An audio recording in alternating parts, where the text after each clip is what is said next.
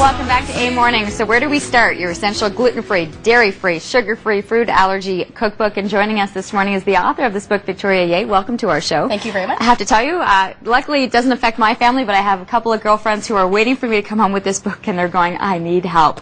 What was the idea behind writing a book like this? Well, about 8 years ago, I decided to visit an MD who practices integrative medicine. I had suffered from a lot of chronic sinus infections. My stomach never quite felt right. I had some headaches. First thing he told me, stop eating wheat, gluten, dairy, and sugar. And I just panicked.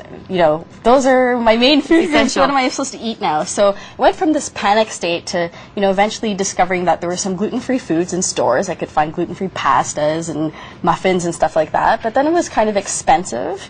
And then I eventually learned how to make substitutions in my own recipes to make them all meet my needs.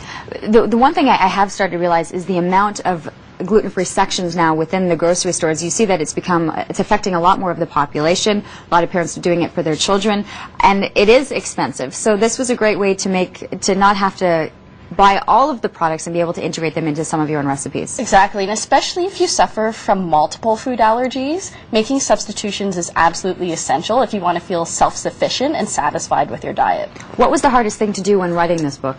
I think it was just putting everything together. There's so many different ways that you can make substitutions. I want to make it really simple and straightforward for people to understand and follow.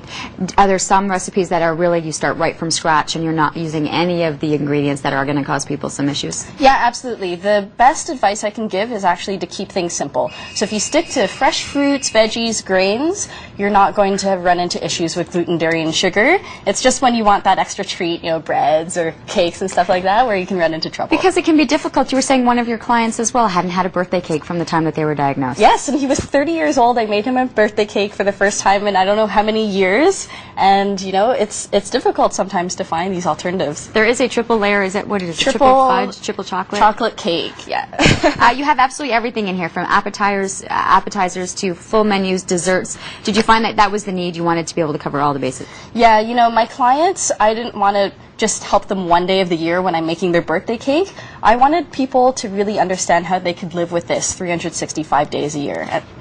I think when people get the diagnosis, it's frightening. It's everything that they're used to cooking, and probably having done some of these recipes feeling so much better. Their system's feeling much better now that they've gotten that food out of their system. The diet that my doctor gave me, he actually suggested as a 6-week detox, but I felt so good that I just stayed with it, and it's been 8 years now. We have a couple of items here really quickly. Yes, so I actually made these cookies. This started as a regular recipe for raisin cookies, and I made them gluten-free, dairy-free, and sugar-free with just a couple simple substitutions. Now, before you can get rid of wheat from a recipe, you need to understand what it does. So the way I did it for this particular recipe was for every cup of wheat flour, I substituted it with 3/4 of a cup of brown rice flour, and that made up the volume or the bulk.